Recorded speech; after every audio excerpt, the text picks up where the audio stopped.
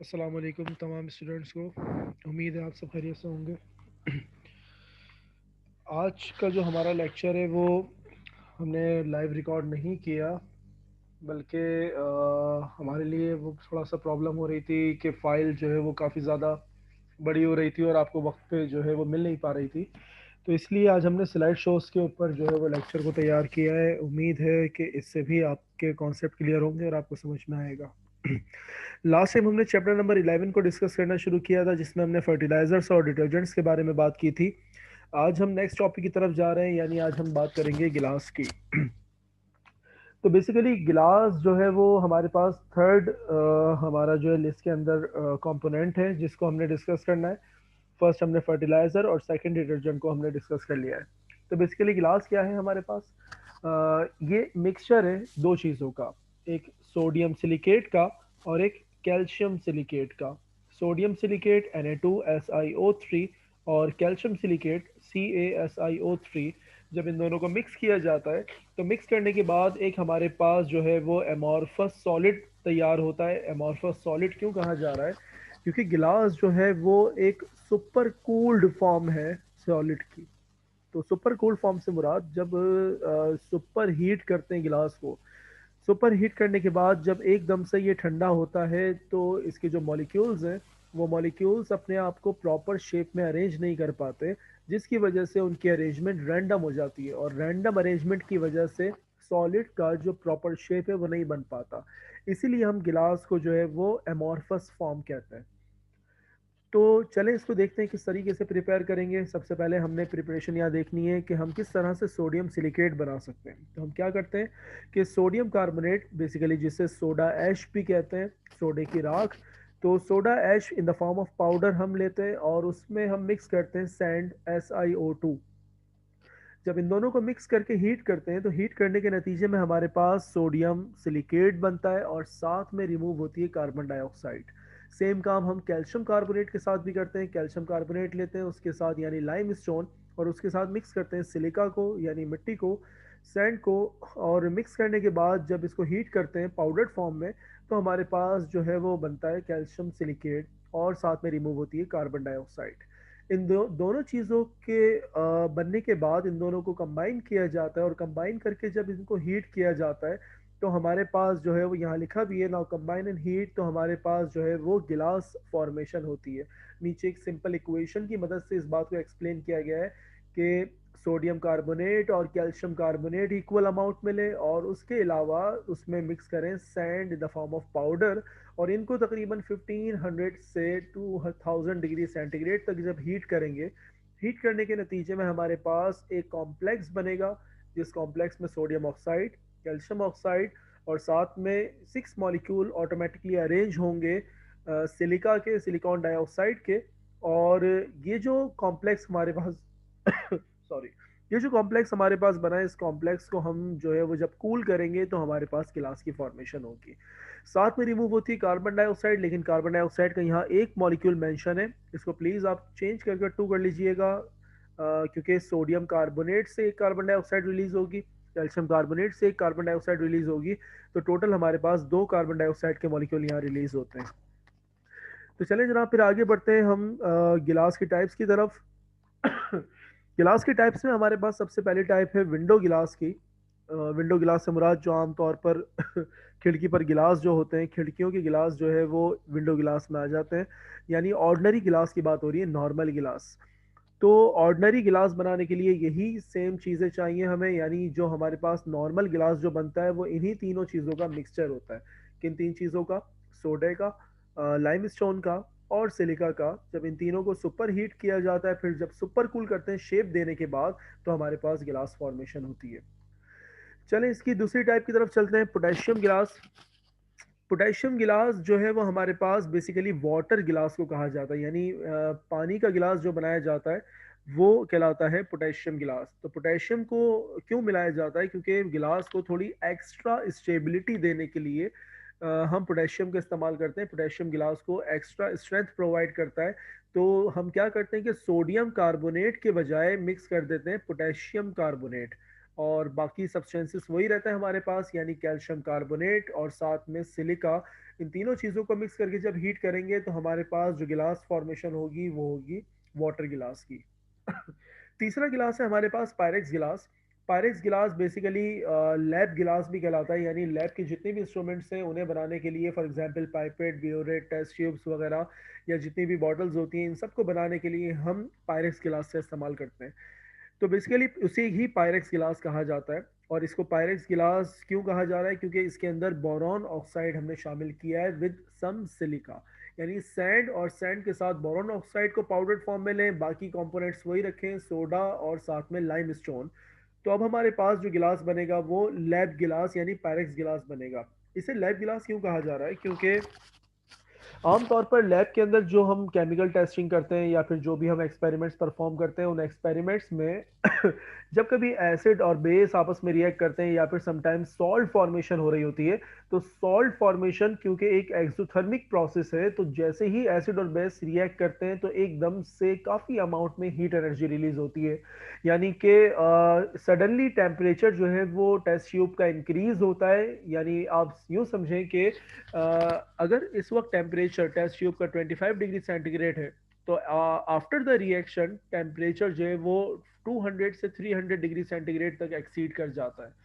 तो हमें गिलास को इस तरीके का बनाना होता है कि वो सडन चेंज इन टेम्परेचर को बर्दाश्त कर सके। तो उसके लिए स्ट्रेंथ प्रोवाइड करने के लिए गिलास में सिलिका के साथ बोरॉन ऑक्साइड मिलाई जाती है, तो इनकी कोवलेंट बॉन्डिंग गिलास को एक्स्ट्रा स्ट्रेंथ प्रोवाइड करती है। तो इस गिलास को पायरेक्स गिलास कहा जाता है। फाइनली हमारे पास है कलर्ड गिलास। कलर्ड गिलास स्पेशली कोई गिलास नहीं है बल्कि इन्हीं तीनों गिलासेस में अगर हम यानी नॉर्मल गिलास यानी ऑर्डिनरी गिलास में, पोटेशियम गिलास में या पायरेक्स गिलास में अगर हम मिक्स कर देते हैं किसी भी ट्रांजिशन मेटल के ऑक्साइड को, ट्रांजिशन मेटल्स जिस जो हम जानते हैं डी ब्लॉक के एलिमेंट्स होते हैं, और ट्रांजिशन मेटल के ऑक्साइड्स आमतौर पर कलरफुल होते हैं। फॉर एग्जांपल कुछ एग्जांपल यहाँ लिखी है नीचे, जैसे पोटेशियम क्रोमेट। पोटेशियम क्रोमेट को अगर हम ऐड करें तो हमारा गिलास जो है वो ऑरेंज कलर जो है वो रिफ्लेक्ट करेगा, यानी हमें ऑरेंज कलर का दिखाई देगा। इसी तरह से अगर पोटेशियम डाइक्रोमेट K2Cr2O7 को ऐड करें तो येलो कलर की फॉर्मेशन होगी। इसी तरह टाइटेनियम ऑक्साइड पर्पल कलर के लिए इस्तेमाल किया जाता है। Copper oxide light blue colour, copper sulphate जो है या फिर कॉपर कार्बोनेट जो है हमारे पास डार्क ब्लू कलर। इसके अलावा मोलिब्डेनम ऑक्साइड को हम पिंक कलर के लिए इस्तेमाल करते हैं। तो कई सारे ट्रांजिशन एलिमेंट्स इस्तेमाल किए जाते हैं गिलासेस को कलर देने के लिए।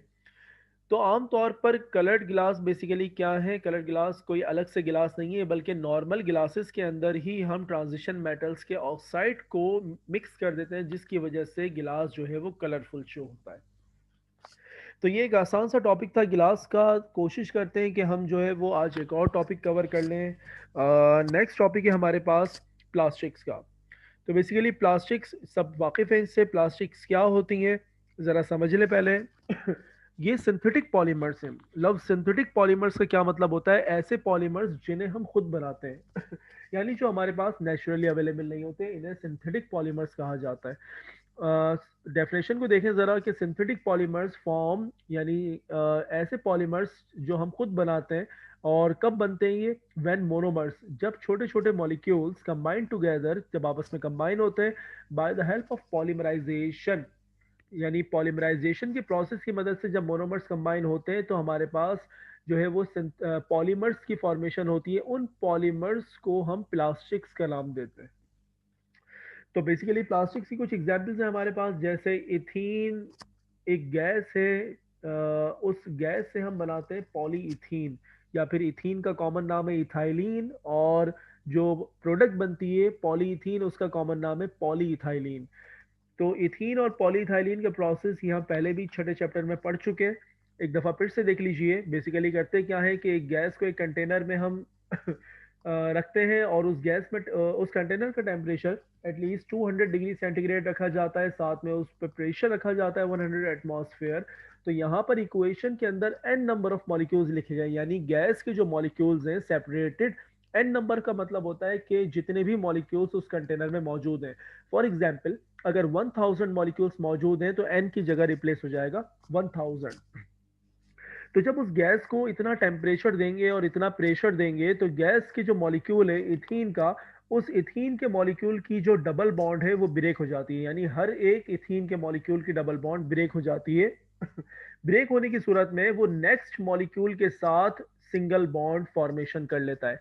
यानी आप इक्वेशन के जो प्रोडक्ट है इसमें आप देख सकते हैं कि CH2 सिंगल बॉन्ड CH2, फिर एक बॉन्ड बनाई गई है, लेफ्ट साइड पे भी एक बॉन्ड बनाई गई है। इसका मतलब है कि एक लंबी पॉलीमर की चेन बन चुकी है, और N यहाँ पर एंड में लिखा गया है ताकि आपको पता चले कि जितने मोनोमर्स आपने लिए हैं उतने ही हमारे पास पॉलीमर्स बनेंगे। तो ये जो पॉलीमराइजेशन का प्रोसेस है, यहाँ नीचे चेन की फॉर्मेशन आप देख सकते हैं कि इस तरीके से चेन बनती है। तो ऐसा बिल्कुल ज़रूरी नहीं है कि आप 6-7 मॉलिक्यूल बना के चेन को शो करें। आप जस्ट 2 मॉलिक्यूल्स, जिस तरह मैंने फर्स्ट इक्वेशन में बनाए हैं, 2 मॉलिक्यूल्स बनाएं और दोनों तरफ चेन को जो है वो ओपन करें और उसके बाद ब्रैकेट डालकर एन लिख दें। इससे भी आपका रिएक्शन मुकम्मल शो हो जाता है।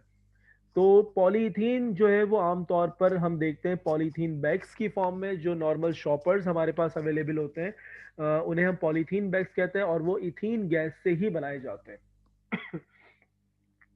इसकी सेकंड एग्जांपल है हमारे पास पॉलीविनाइल क्लोराइड। तो पॉलीविनाइल क्लोराइड एक पॉलीमर का नाम है। पॉलीविनाइल क्लोराइड बनता किस चीज से है बेटे? ये बनता है विनाइल क्लोराइड से। विनाइल क्या है? CH2 double bond CH।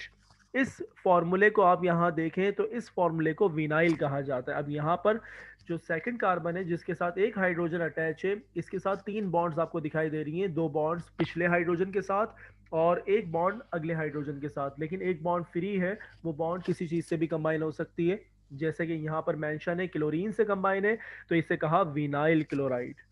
तो याद रखिएगा कि CH2 double bond CH formula जो है वो विनाइल को रिप्रेजेंट करता है।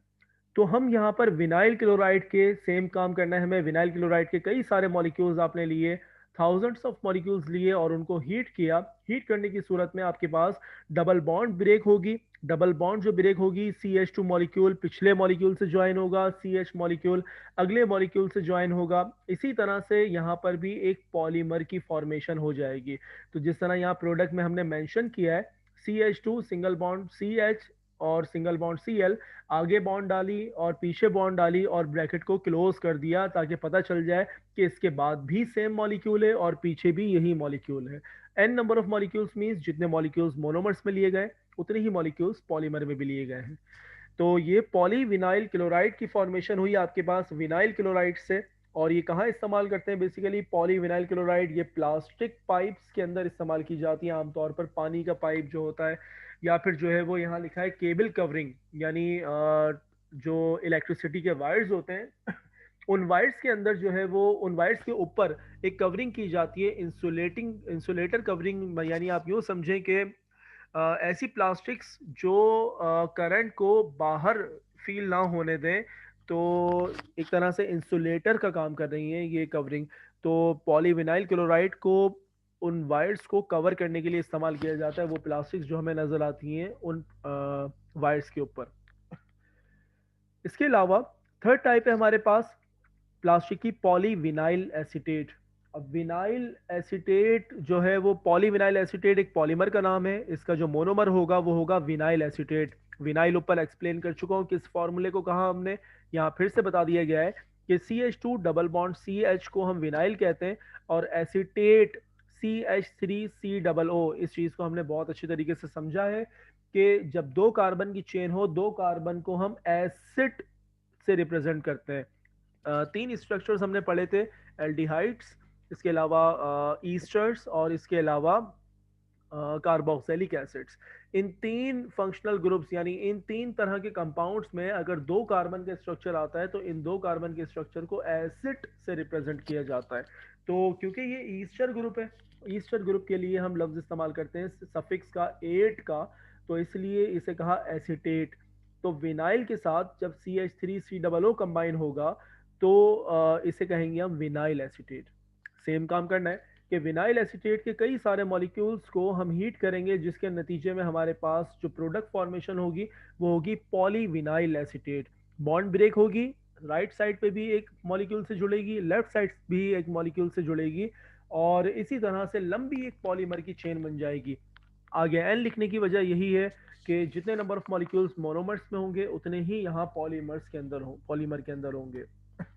तो ये पॉलीविनाइल एसीटेट क्या है बेसिकली, ये च्युइंगम का फॉर्मूला है, यानी च्युइंगम में यूज होने वाली प्लास्टिक्स को हम पॉलीविनाइल एसीटेट ही कहते हैं। नेक्स्ट टाइप की तरफ चलते हैं। ये है आपके पास पॉलीमेथाक्राइलेट।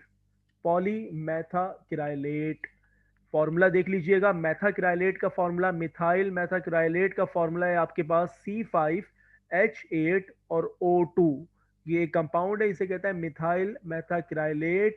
ये एक मोनोमर है हमारे पास। और फॉर्मूले का जरा इसका स्ट्रक्चर देख लें, CH2 डबल बॉन्ड C और सिंगल बॉन्ड CH3 और सिंगल बॉन्ड COOCH3। ये स्ट्रक्चर याद रखिएगा। इस स्ट्रक्चर को मिथाइल मेथाक्राइलेट कहते हैं और ये एक मोनोमर है। और जब इसको हम हीट करेंगे तो हीट करने की सूरत में हमारे पास एक पॉलीमर बनेगा जिसे हम नाम देते हैं पॉलीमेथाक्राइलेट। एक दफा फिर से पॉलीमर का नाम सुन लें, इस पॉलीमर को कहा जाता है पॉलीमेथाक्राइलेट। तो उम्मीद है कि पिछली वाली बॉन्डिंग्स जिस तरह हमने इक्वेशन में समझी थी कि डबल बॉन्ड ब्रेक हो रही है, लेफ्ट साइड पे भी मॉलिक्यूल से ज्वाइन हो रही है, राइट साइड से भी मॉलिक्यूल से ज्वाइन हो रही है, तो यहाँ पर भी वही काम होगा कि दोनों तरफ से बॉन्डिंग होगी और एक लॉन्ग चेन की फॉर्मेशन होगी। इसके अलावा मिथाइल मेथाक्राइलेट की कॉमन नेम है, इसका IUPAC नेम है मिथाइल टू मिथाइल प्रोपियोनेट। इंशाल्लाह जब मुलाकात होगी तो हम इसको और अच्छे तरीके से समझेंगे कि क्यों इस तरीके से नाम दिया जा रहा है। क्योंकि यहाँ ईस्टर ग्रुप लगा हुआ है, तो ईस्टर ग्रुप की वजह से नाम बन रहा है प्रोपियोनेट। तो याद रखिएगा इसका IUPAC नाम methyl to dash methyl propionate. फिर से रिपीट कर दूं, methyl to dash methyl propionate. तो हमारे पास जो पॉलीमर बना वो पॉलीमेथाक्राइलेट बना। अब ये पॉलीमेथाक्राइलेट किस काम में इस्तेमाल होता है, ये आमतौर पर थोड़ी हार्ड प्लास्टिक की फॉर्मेशन के लिए इस्तेमाल होता है, जैसे कंघे वगैरह के लिए, हेयर ब्रशेस के लिए। इसके अलावा जो है वो मशीन्स जैसे शेविंग मशीन्स वगैरह के अंदर जो प्लास्टिक इस्तेमाल की जाती हैं उनके लिए जो है वो आमतौर पर इस्तेमाल किया जाता है, यानी खाने के बर्तन वगैरह बनाने के लिए भी पॉलीमेथाक्राइलेट इस्तेमाल किया जाता है।